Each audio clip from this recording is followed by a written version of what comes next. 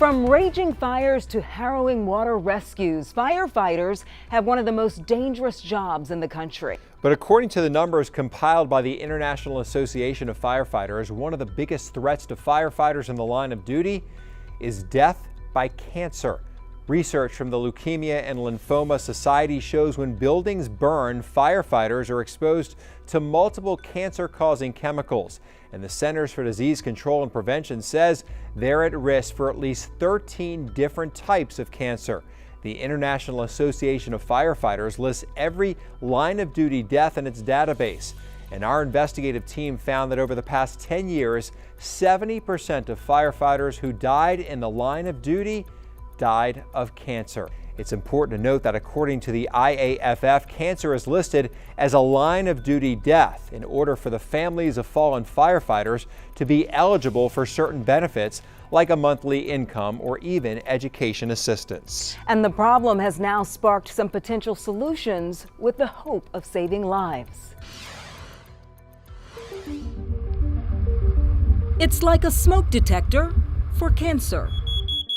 The Georgetown Fire Department outside of Lexington, Kentucky, is the first in the state to offer an early detection test for more than 50 types of cancer. Both my parents passed away from lung cancer, so there is cancer in the family. Just one reason why Captain Ann Willett, an 18-year veteran firefighter, took the Gallery test.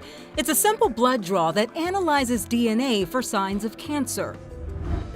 In southern Arizona, the Firefighter Foundation wants to buy a $950 Gallery test for every firefighter in the region.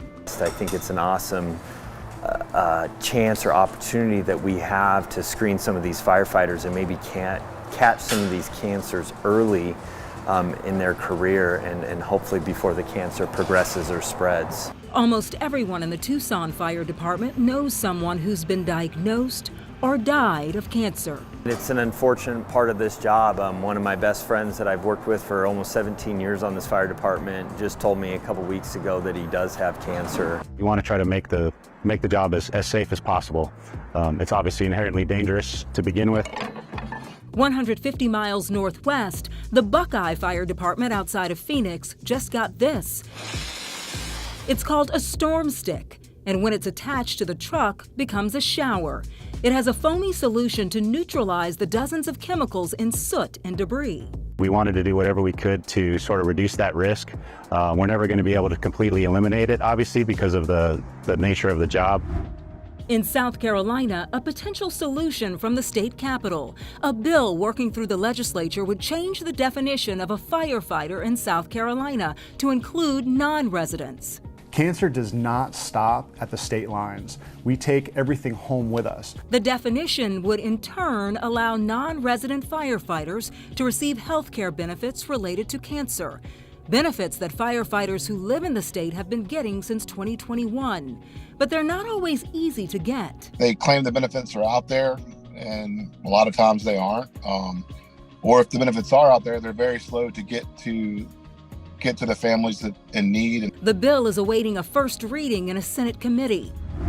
Back in Georgetown, Kentucky, Captain Ann Willett says despite the risk, a career in firefighting is worth it to serve the community. We know the inherent risks and we know the risks that we take, but we do them for the public that we serve. Meanwhile, she says a healthy retirement is the goal. Hopefully other departments can do this as well, and we can kind of start a trend with becoming healthier.